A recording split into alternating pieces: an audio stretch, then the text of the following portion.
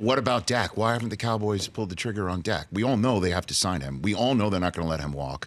Are they going to take the Kirk Cousins Washington Redskins plan and go year to year and keep franchising him? I mean, so what's the holdup here? So I reached out to my sources yesterday on this, and they said they're optimistic this deal gets done in training camp. But it would have behooved them to probably have gotten this thing done before Carson Wentz. Right. Because Carson obviously set the market. So they're going to have to pay him at least $30 million and over. But when you think about how cheap Dak has been playing the last couple of years and the fact that he was so impressive in his rookie campaign that Tony Romo didn't even get a chance to compete, it says to you the respect they have for this guy. And just watching him so far in OTAs and minicamp, he looks different. A lot of people have sort of laughed at this idea of Kellen Moore and John Kitna taking over the offense.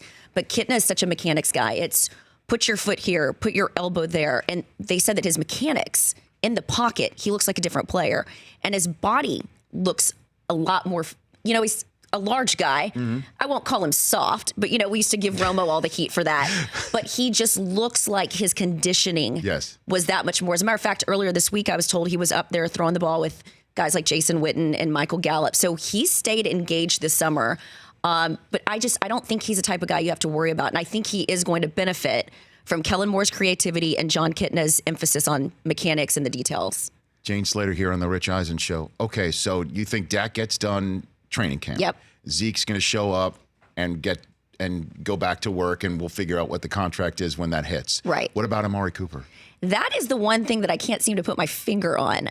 Amari Cooper's camp doesn't leak a lot. So I've been trying to get a handle on the Amari Cooper situation. He's the Kawhi of the NFL. Amari is one of the most enigmatic, fascinating guys in that locker room. When you go to his locker, he doesn't say much. Mm-hmm. He's pretty quiet, and he's playing chess with Chidobe Awuzie. And when you ask him to walk you through a particular play, he reminds me of Jordan Spieth. When I used to interview Jordan Spieth in Dallas, he would walk you through every single round, why he chose that iron, why it was that club. It was fascinating to me. That's Amari Cooper.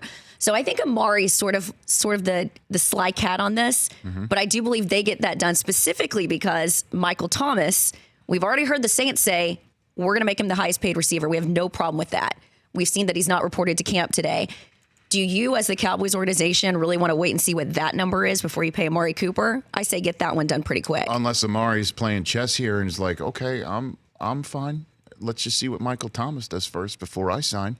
I know you guys are dealing with Dak, and put the queen and try and checkmate. You know what I'm saying? Seriously, have you heard one utterance about what Amari his demands are, 0. What he wants? I mean, that's the way the Cowboys want it, though. Yes, right? he is a fascinating player to me. For more of the Rich Eisen Show, tune to Audience Channel 239 on DirecTV for free on BR Live or download the Rich Eisen Show app.